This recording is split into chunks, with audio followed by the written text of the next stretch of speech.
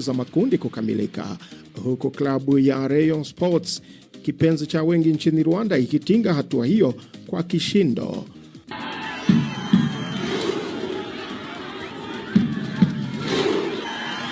Mashabiki wa Rayon Sports walipata furaha kubwa Jumamosi baada ya timu yao kuifunga Al Hilal ya Sudani kwa goli 1-0. Rayon Sports imefuzu ikiongoza kundi lake ikiwa na alama 9, huku Al Hilal ya Sudan ikifuzu kama mshindi wa pili ikiwa na alama 6. Baada ya mechi, kocha wa Rayon Sports Francis Haringingo almaarufu Mbaya alisema kuwa ingawa timu yake ni mpya, inazidi kuimarika kadri mashindano yanavyosonga mbele. Ni teamwork. Ukiona tuko na timu mpya, lakini tumeweza kutia wachezaji fasi moja juu tuweze kukua competitive, na ndio maana mnaona gisi tunacheza. Tuko na equipe, tuko na timu ya vijana wakingali wadogo, lakini unaona wanajitolea, wako na skills mingi, na ndio maana unaona gisi tuko tunakuwa mu competition. Gisi mechi inakuja, unaona tuna improve. Gisi mechi inakuja, tuna change na confidence inakuja. Naweza nikasema kwa kifupi ni teamwork ndo inatuma tunafika hapa, na ndo tutaendelea tunatimukisha sana juu tuweze kuendelea kufika final. Baada ya mapumziko ya siku 2, mechi za nusu fainali zitachezwa kesho Jumanne. Mechi ya kwanza, Rayon Sports itachuana na Jamus kutoka Sudani Kusini kwenye uwanja wa Kigali Pele Nyamirambo. Mechi nyingine ni kati ya Al Hilal ya Sudani dhidi ya Gor Mahia kutoka Kenya. Kwengineko, mchezaji wa tenis Alexandra Ela kutoka Ufilipino amezidi kuonyesha kiwango bora msimu huu baada ya kupata ushindi mkubwa dhidi ya mchezaji nyota Naomi Osaka na kufanikiwa kutinga hatua ya fainali ya mashindano ya Washington Open. Ela alimshinda Osaka ambaye amewahi kushinda mataji 8 makubwa ya Grand Slam kwa seti 2-0, 6-4 na 6-2. Na sasa atachuana kwenye fainali Jumapili dhidi ya mchezaji namba 3 duniani Jessica Pegula wa Marekani. Ela alianza mwaka huu akiwa nje ya orodha ya wachezaji 50 bora duniani, lakini baada ya matokeo haya atapanda hadi nafasi ya 24 duniani, ambayo ni nafasi ya juu zaidi kuwahi kufikia katika wasifu wake. Akiwa na umri wa miaka 21 pekee, msimu huu amesha rekodi ushindi mara 6 dhidi ya wachezaji walio kwenye 10 bora top 10, ikiwa ni pamoja na kumtoa Iga Swiatek kwenye mchuano ya Wimbledon mwezi Julai. Nikamilishe na tetezi za soka Ulaya. Tottenham wamefanya jaribio la kwanza la ofa yenye thamani ya hadi pauni milioni 55 kwa ajili ya mshambuliaji wa Galatasaray Victor Osimhen mwenye umri wa miaka 27, lakini mabingwa hao wa Uturuki wanatafuta kiasi kinachokaribia pauni milioni 65 kwa ajili ya Nigeria huyo. Kiungo wa Newcastle na Brazil Bruno Guimaraes mwenye umri wa miaka 28 anatarajiwa kufanyiwa vipimo vya afya Arsenal katika dili ambalo litakuwa na thamani ya karibu pauni milioni 80. Atletico Madrid wanafikiria mpango wa kumsajili winga wa Manchester City Jack Grealish, huku Everton na Aston Villa nazo zikichunguza uwezekano wa kutoa ofa kwa ajili ya Mwingereza huyo mwenye umri wa miaka 30. Tottenham wamefanya mazungumzo chanya na mshambuliaji wa Liverpool Cody Gakpo, lakini wekundu hao hawana nia ya kumwacha mchezaji huyo mwenye umri wa miaka 26. Mwisho wa makala ya spoti. Jina langu ni Ive Buchana.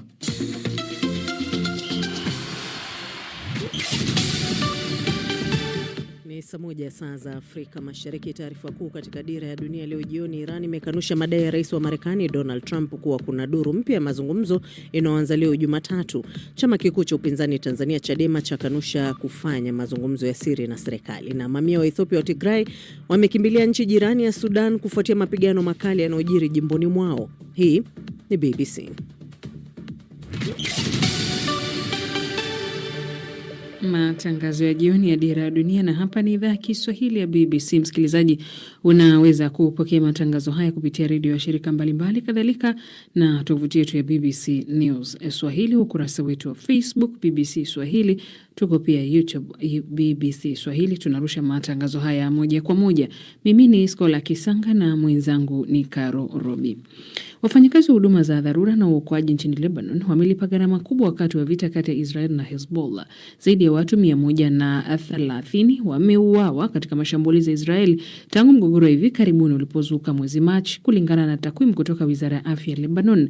Msimu huu wa joto unatimiza miaka 20 tangu pande hizo mbili zilipopigana katika vita vingine vya kikatili. Mwandishi wa BBC huko katika idhaa ya Kiarabu Karin Tobey amekutana na mfanyakazi mmoja wa ulinzi na wa raia anayefanya kazi kwenye mstari wa mbele wa migogoro hiyo na kusaliana makovu ya athari ya vita mwilini mwake katika vita vyote viwili. Taarifa yake inawasilishwa na Leila Mohamed. Kati ya mwaka 2006 na 2026 ni miaka 20 ambapo vita vitatu vilivyoleta maafa makubwa kati ya Hezbollah na Israel na majanga na hofu zinazojirudia. Mnamo tarehe 12 Julai mwaka 2006, vita vilianza nchini Lebanon baada ya Hezbollah kuua na kumkamata wanajeshi wa Israel kwa lengo la kubadilishana na wafungwa wa Lebanon na Kiarabu walioshikiliwa na Israel. Wakati huo Ali Safi Aldin alikuwa na umri wa miaka 19 akijitolea kusaidia katika idara ya ulinzi wa raia mjini Taya, ambapo raia walikuwa wamekimbilia kukwepa vita. Miongoni mwao walikuwa mke wake na binti yake Lin. Katika siku ya 4 ya vita hivyo, jeshi la Israeli lilishambulia kwa mabomu jengo lililokuwa na kituo cha ulinzi wa raia mjini Taya. Lilisema wakati huo kuwa lilikuwa likilenga kituo cha Hezbollah mjini humo. Ali anasisitiza kuwa jengo hilo lilikuwa na wafanyakazi wa ulinzi wa raia na raia pekee. Nilimkuta binti yangu akiwa mikononi mwa mama yake. Kifaa cha bomu kilimpa mke wangu jeraha la mkononi. Ulionekana kama vile umekatika. Kipande kingine cha bomu kilimpiga binti yangu shingoni. Wote wawili walikuwa wameungua. Nilimbeba binti yangu. Bado alikuwa anapumua. Alikuwa amepata majeraha makubwa sana. Lin hakunusurika. Angekuwa na umri wa miaka 21 sasa. Miaka 20 baadaye, Ali amepata msiba mwingine wenye maumivu makubwa katika vita vingine kati ya Hezbollah na Israel. Yote yalianza mnamo mwaka 2023 wakati Hezbollah ikionyesha kuunga mkono Gaza. Kusitishwa kwa mapigano kulifikiwa mnamo mwaka 2024. Lakini Israeli iliendelea kushambulia nchini Lebanon. Kisha mnamo Machi mwaka 2026, Hezbollah ilirusha roketi kuelekea kaskazini mwa Israel kama jibu la mashambulizi ya Israel na kulipiza kisasi cha kuuawa kwa kiongozi mkuu wa Iran. Kufikia wakati huu, Ali alikuwa amepanda ngazi na kuwa mkurugenzi wa kituo cha ulinzi wa raia mjini Taya. Mwishoni mwa mwezi Aprili, aliondoka kwenda kwenye uokoaji pamoja na wafanyakazi wengine wa dharura wa timu yake kufuatia shambulio la Israel kusini mwa nchi. Walimtoa mwathirika wa kwanza, kisha shambulio jingine la Israel likapiga eneo hilo na kuwaua wafanyakazi watatu wa dharura waliokuwa na Ali. Tulifanikiwa kumtoa mtu aliyejeruhiwa. Tulipokuwa tukimbeba, Hadi na Hassan waliniambia, "Nenda ukalete gari la wagonjwa hapa karibu." Niliwatazama na kuacha wakimbeba mtu huyo aliyejeruhiwa na nikaenda kuchukua gari la wagonjwa. Nilifika na kuingia kwenye gari hilo. Nilitazama nyuma kupitia kioo cha gari. Mara ghafla niliona giza tupu na weusi. Kombora lilishuka na kupiga katikati ya kitanda cha kubebea wagonjwa. Ikawa ndiyo hivyo. Kila kitu kiliishia hapo. Jeshi la Israeli lilisema lilikuwa linamshambulia kamanda wa Hezbollah aliyekuwa akifanya kazi karibu na wanajeshi bila kutoa ushahidi. Miaka 20 tangu mwaka 2006, silaha zimekuwa za kisasa zaidi na hofu zinazoleta ni vigumu hata kufikiria. Vita ni vita, lakini kuna tofauti kubwa kati ya mwaka 2006 na mwaka 2026. Mashambulizi ya vita hivi hayaelezeki. Roketi za sasa hazielezeki, zina nguvu kubwa sana. Maumivu aliyopata Ali ni ishara tu ya mateso ambayo raia wengine nchini kote wanayapitia katika vizazi kadhaa. Naam, shukran Leila Mohamed kwa taarifa hiyo ambayo inanielekeza kwenye ukurasa wetu wa YouTube. Hapa namuona Alois Tarimo anasema ukiwa chao utateseka sana, lakini pia namuona Gilbert Chua kutoka Moshi anasema anatufuatilia hadi mwisho wa matangazo haya. Nikushukuru pia vile vile kuna Faka hapa anasema anaitwa Afar, na namuona pia Masi Humphrey anasema yuko kule Singida anatupata katika matangazo haya, lakini anasema Trump chonde chonde, mgogoro wa Mashariki ya Kati uko ndani ya uwezo wako, shime tu umalize mzozo huo. Lakini nikigeukia ukurasa wetu wa Facebook namuona Ngalama Maluta hapa na Jafari Kopo wa Moshi Tanzania, wanaoanzisha machafuko ni wachache, wanaoteseka ni wengi, ndio ujumbe wa Jafari Kopo huo. Lakini Pregod Mwenda kutoka Dar es Salaam anasema vita vya Mashariki ya Kati vinagharimu sana raia wasio na hatia. Naye Simon Shauri Baba Ombeni kutokea kule Mbulu Manyara Tanzania anasema wewe Donald Trump, kwa nini unapenda kuchafua amani wakati wewe ndio kiongozi mkubwa? Ngalama Maluta Yosolo Magu Mwanza Tanzania naye anasema vita havina faida yote bali kuteseka tu kwa raia. Na Isaya Sambo mpenda amani anasema hayo mapigano Tigray yatakoma lini, maana mateso ni kwa raia. Nikushukuru Andrew Daniel wa shule ya sekondari Biturana Kibondo Kigoma Tanzania, pamoja na Willy Rais wa Amani kutoka Arusha Ndogo Chato kwa kuwa nasi katika matangazo haya jioni, pamoja na Jonas Luvena wa Urambo kule mkuu wa Mfindi. Tukiangazia mzozo mwingine kati ya Urusi na Ukraine. Ukraine sasa imefanya mashambulizi usiku kucha jana katika ghala la kampuni kubwa ya biashara mtandaoni Urusi Wildberries katika eneo ambalo liko takriban kilomita 180 mashariki mwa mji mkuu Moscow. Gavana wa mkoa huo Alexander Adviedev anasema shambulizi hilo lilitekelezwa kwa kutumia ndege zisizo na rubani. Agnes Penda anaarifu zaidi. Kwa mamilioni ya Warusi, Wildberries si jukwaa la biashara mtandaoni tu, ni sehemu ya msingi ya maisha yao ya kila siku. Kampuni hiyo inayolinganishwa na Amazon ya Marekani kutokana na ukubwa wake na mzunguko wa zaidi ya dola bilioni 75 kwa mwaka, sasa imejikuta katikati ya uwanja wa vita baada ya maghala yake kuanza kulengwa na mashambulizi ya ndege zisizo na rubani kutoka Ukraine. Miongoni mwa walioathirika vibaya na hali hii ni Dimitri, mfanyabiashara mdogo nchini Urusi anayezalisha samani, ambaye anasema mashambulizi hayo yameharibu vibaya mnyororo wake wa usambazaji. Kulikuwa na bidhaa zenye thamani ya mabilioni ya rubo zikiwa zimeachwa tu bila kufanyiwa chochote. Fikiria madereva wangapi, wapakiaji na walizi wangapi walivyoathiriwa na hali hii. Hali hii yote lazima ifike mwisho. Kwa sisi wananchi wa kawaida ni jambo gumu sana kuelewa. This is impossible to understand. Wakati Ukraine ikidai kuwa miundombinu mikubwa ya usafirishaji inatumika kwa madhumuni ya kijeshi, wachambuzi nchini Urusi wanaona mambo tofauti. Dr. Olga, mchambuzi wa masuala ya kisiasa kutoka Moscow, anasitiza kuwa Wildberries ni taasisi binafsi ya kiraia isiyo na uhusiano wowote na jeshi, na anatazama mashambulizi haya kama mbinu ya kigaidi inayolenga raia wa kawaida. Dr. Olga anapinga vikali mtazamo wa Kiev kwamba vituo hivi ni shabaha halali za kivita, akifafanua kuwa serikali ya Urusi ina mifumo yake tofauti ya kilojistiki ya kijeshi.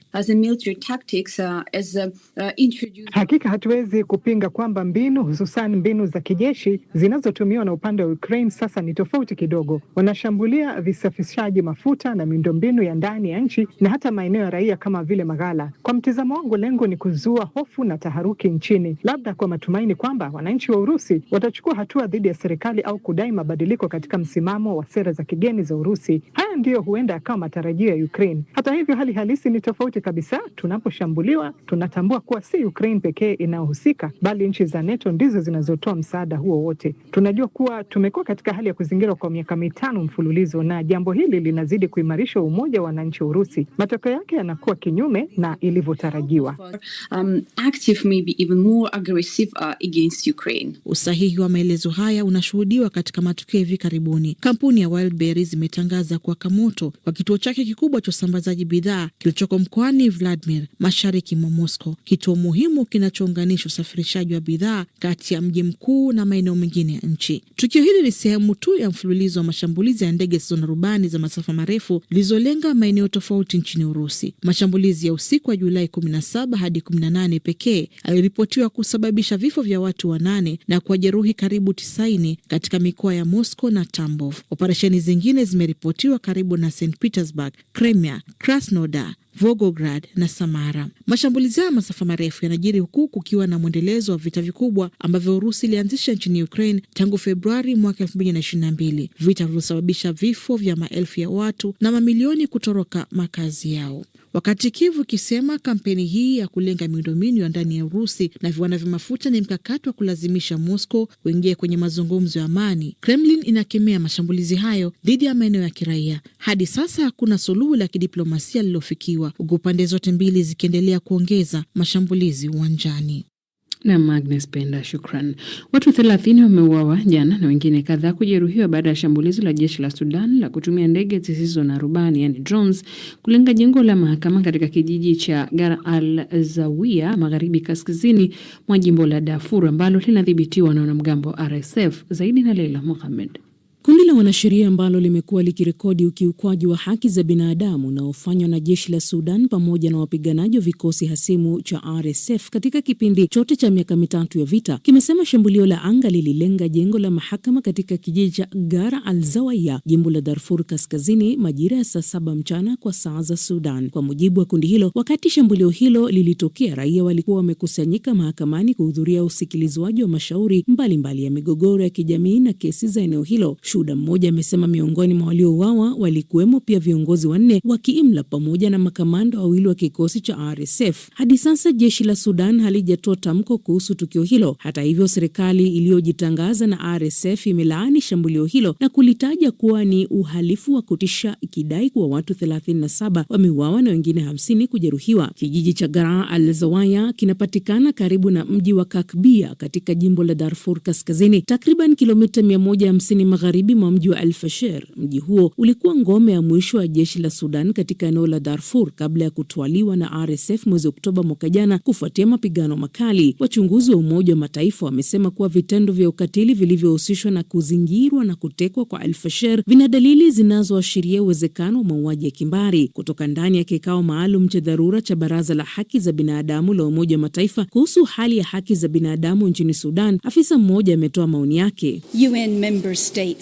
Katika makao makuu ya Umoja wa Mataifa mjini Geneva, nchi wanachama zinaendelea kujadili hatua za dharura za kuzuia mauaji yanayotishia kutokea katika mji wa El Obeid nchini Sudan. Dalili zote za maafa makubwa tayari zinaonekana. Aidha, mashambulizi ya ndege zisizo na rubani yameharibu hospitali, huduma za maji, umeme na upatikanaji wa chakula. Ingawa Baraza la Haki za Binadamu la Umoja wa Mataifa halina mamlaka ya kupeleka walinda amani, kuweka vikwazo au kufungua mashtaka, linaendelea kuhimiza jumuiya ya kimataifa kuchukua hatua za haraka. Baada ya kudhibiti mji huo, RSF ambao ilitokana na wanamgambo wa Janjaweed waliowahi kushtumiwa kwa kufanya ukatili mkubwa Darfur mwanzoni mwa miaka ya 2000 iliimarisha udhibiti wake katika sehemu kubwa ya eneo hilo. Tangu kampeni ya Al-Fasher, pande zote mbili zinazopigana zimeongeza matumizi ya ndege zisizo na rubani katika mashambulizi yao. Takwimu za Umoja wa Mataifa zinaonyesha kuwa zaidi ya raia 1000 waliuawa katika mashambulizi ya ndege hizo katika kipindi cha miezi 5 ya kwanza ya mwaka huu. Wiki iliyopita, baada ya RSF kupoteza udhibiti wa barabara kuu inayounganisha mji mkuu Khartoum na mji wa Al Obeid, kamanda wa RSF Mohamed Hamdan Daglo alitoa ujumbe kwa njia ya video akiwaagiza wapiganaji wake wajione kuwa wamepewa uhuru kamili wa kuendeleza vita dhidi ya jeshi la Sudan. Mji wa Al Obeid ambao ni mkubwa zaidi katika eneo la Kordofan Kusini umekuwa ukikumbwa na mashambulizi makali ya ndege zisizo na rubani katika wiki za hivi karibuni. Hali hiyo imefanya Umoja wa Mataifa kutoa tahadhari ya kiwango cha juu ukionya kuhusu janga la kibinadamu linaloendelea, huku RSF ikijaribu kurejesha mzingiro wa mji huo na ikihofiwa kuandaa mashambulizi ya ardhini. Umoja wa Mataifa umeendelea kuonya kuwa kusonga mbele kwa RSF katika El Obeid na maeneo mengine ya Kordofan kunaweza kusababisha mauaji makubwa ya raia na ukiukwaji zaidi wa haki za binadamu. Vita vinavyoendelea kati ya Mohamed Hamdan Daglo na aliyekuwa mshirika wake wa zamani, mkuu wa jeshi la Sudan Abdel Fattah al-Burhan, vimesababisha vifo vya makumi kwa maelfu ya watu na mamilioni kulazimika kuyahama makazi yao na kuzua kile ambacho Umoja wa Mataifa unakitaja kuwa ndio janga kubwa zaidi duniani la njaa na watu waliokimbia makazi yao. Pande zote mbili zimekuwa zikituhumiwa kwa kutenda uhalifu wa kivita, ikiwemo mashambulizi yasiyochagua walengwa dhidi ya raia. Na tukirejea katika kanda hii ya Afrika Mashariki, rais wa Burundi Evariste Ndayishimiye amesema kuwa taifa lake na serikali yake imefanya kila juhudi ili kurejesha mahusiano na nchi jirani ya Rwanda, lakini utawala wa Kigali umekuwa ukisita kwa kutotekeleza maafikiano hayo. Rais Ndayishimiye amekariri kwa Burundi haikuwa na nia yoyote ya kuingilia kati masuala ya ndani ya Rwanda au nchi yoyote ile, ila inataka kuheshimika kama taifa huru. Amesema Burundi itaendelea kuchangia juhudi za kupatikana kwa amani nchini Jamhuri ya Kidemokrasia ya Kongo. Mwandishi wa idhaa ya Gahuza Siriaki Muhawenayo amezungumza na Rais Evariste Ndayishimiye. Wanyarwanda na Warundi hawana tatizo lolote kati yao. Tatizo liko kwa viongozi.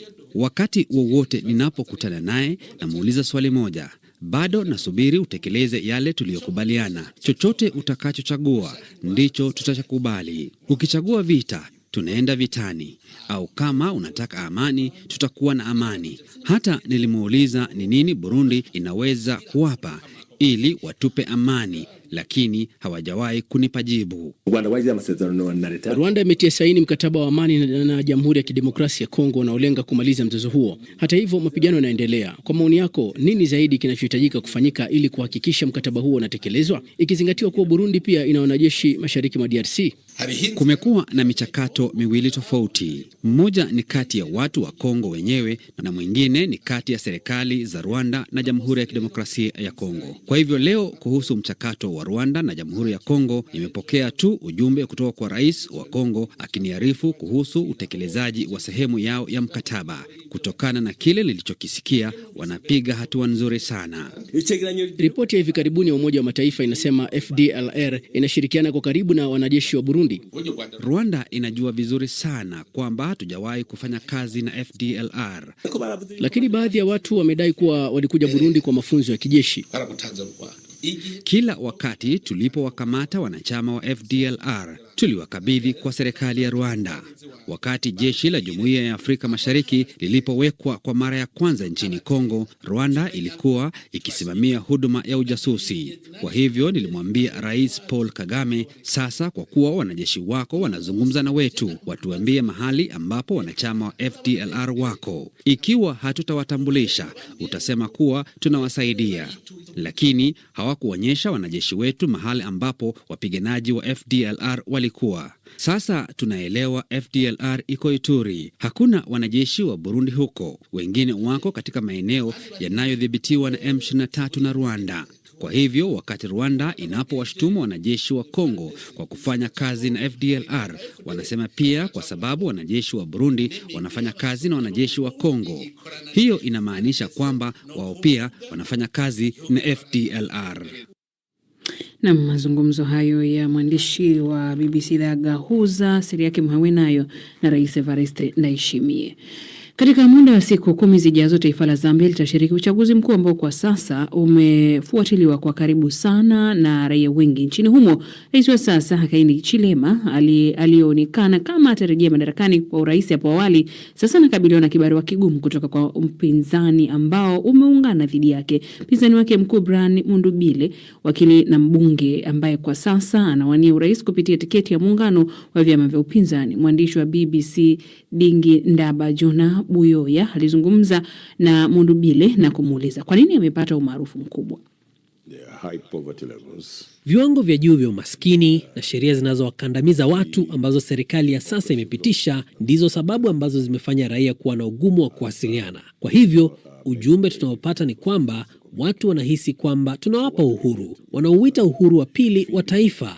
Hapo mwanzoni tulidhani kwamba tunakabiliana na hali ya umaskini peke yake, lakini sasa inaonekana kwamba sheria zinazokandamiza watu zina athari kubwa kwa uhuru wa watu na haki za raia.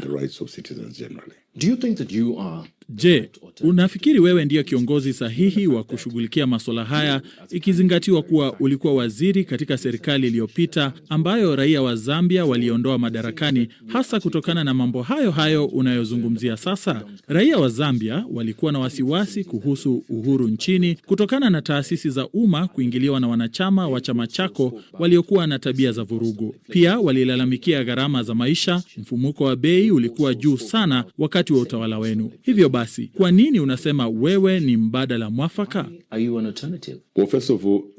Naam, kwanza tofauti niliyonayo mimi kama Brian Mundubile ni kuwa ninaipenda Zambia na ninawapenda raia wa Zambia.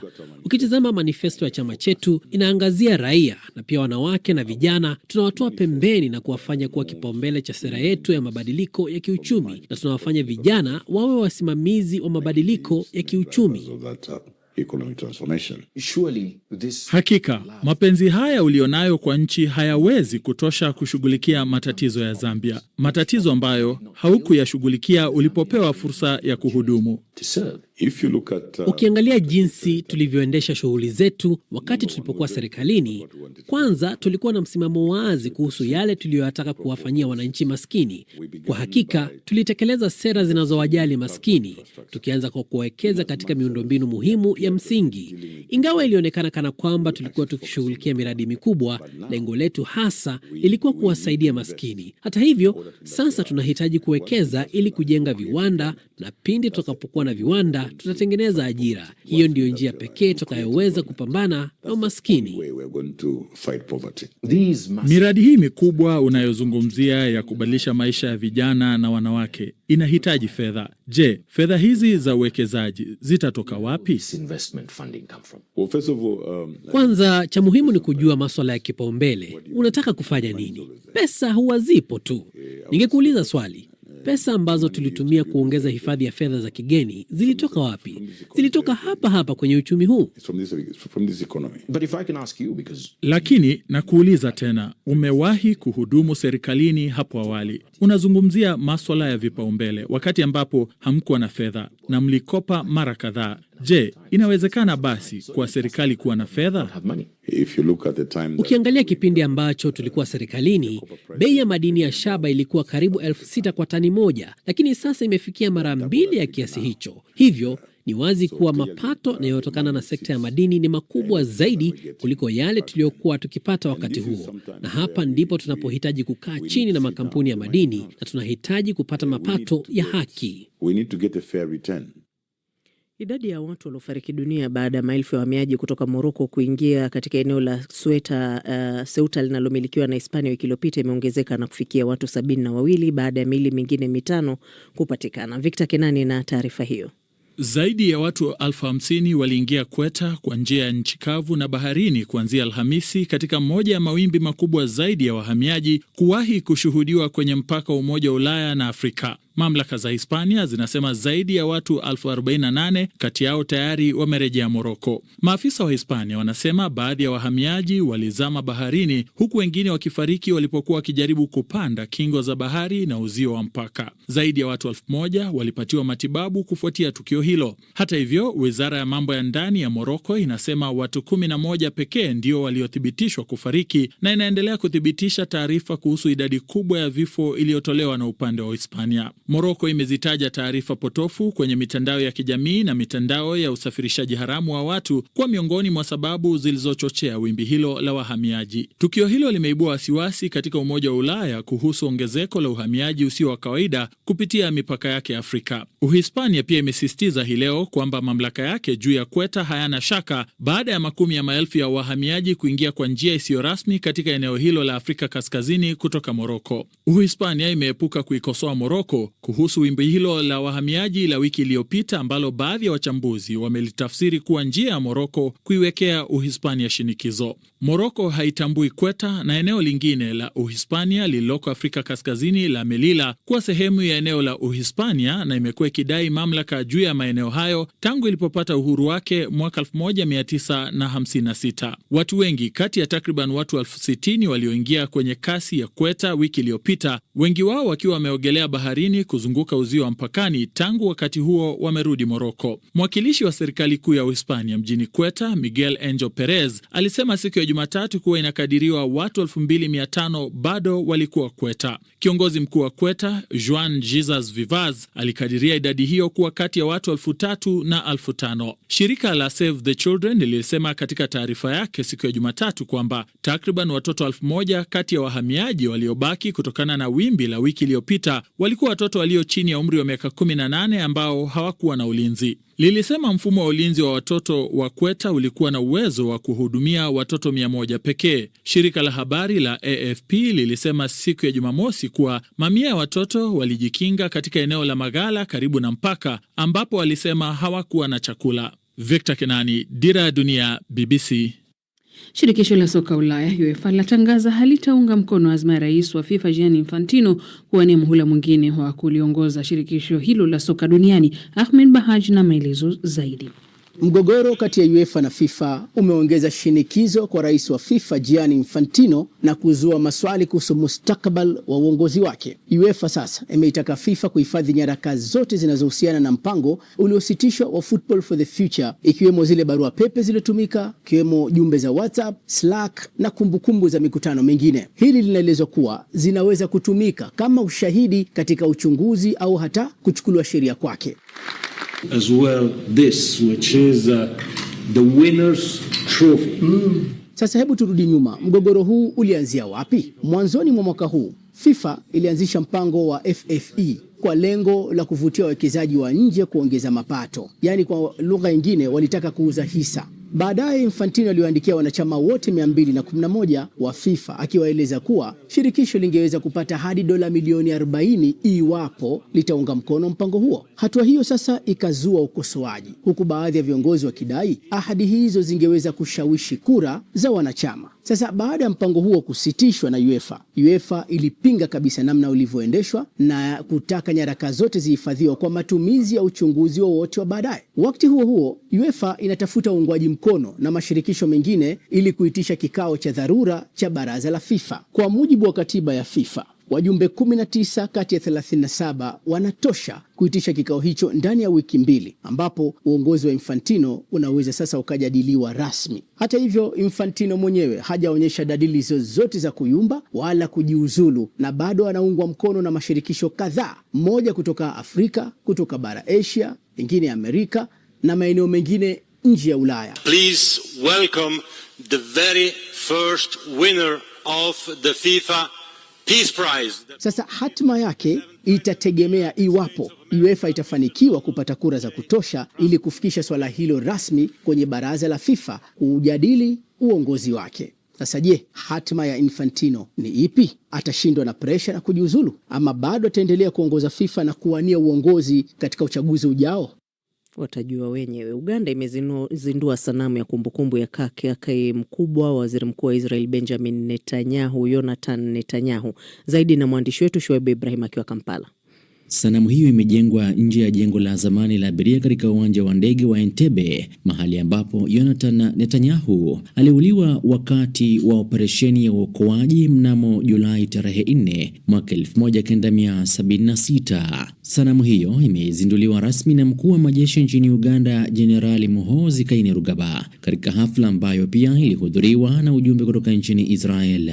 Katika hotuba yake, Muhoozi amesema sanamu hiyo si tu ishara ya kumbukumbu kwa mwanajeshi huyo mmoja, bali pia ni ishara ya kuhifadhi historia na kutoa mfano wa kuvutia kwa vizazi vijavyo. Jonathan Netanyahu ndiye mwanajeshi pekee wa Israel aliyeuawa wakati wa operesheni hiyo katika uwanja wa Entebbe miaka 50 iliyopita. Operesheni hiyo ililenga kuwaokoa zaidi ya mateka 100 baada ya raia wawili wa Palestina na raia wawili wa Ujerumani kuteka nyara ndege ya shirika la ndege la Ufaransa iliyokuwa imeondoka uwanja wa Tel Aviv nchini Israel na kuielekeza katika uwanja wa ndege wa kimataifa wa Entebbe nchini Uganda mwaka 1976 wakati wa utawala wa rais wa zamani wa Uganda Idi Amin Dada. Takriban wanajeshi 45 wa Uganda pia waliuawa katika operesheni hiyo iliyodumu kwa muda wa chini ya dakika 90. Shoaib Ibrahim, BBC Kampala. Mimi ni Karurubi, mwenzangu amekuwa Neskola Kisanga na hii ni BBC.